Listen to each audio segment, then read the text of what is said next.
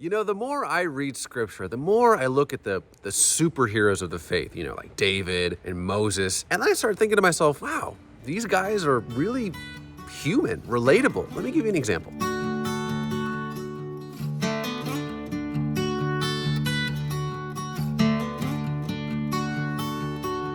Welcome to Bible Time. I'm Raj Nair, and you and I are here simply to renew our joy for Scripture. When I think of Moses, I just think of this Spider-Man, Iron Man, Hulk conglomerate who's just being this boss to Pharaoh. But if you actually read Scripture and some of the lines that aren't as famous, you see the humanity of Moses, the relatability of Moses, the vulnerability of Moses, the ineptitude of Moses, the doubt of Moses. So our verse is the very last verse in chapter 5. I love this verse. I love it because it just shows you that when we put all these people on a pedestal, I'm like, you know what? I can never live up to these standards. Well, let's actually hear what was going through Moses' mind. It's Moses, the Moses, basically complaining to God. Ever since I went to Pharaoh to speak in your name, he has brought trouble on this people, and you have not rescued your people at all. I love this verse because it's not the Moses that strikes the Red Sea and it parts or sends the plagues. It's Moses, to be frank, kind of pouting. Like, God,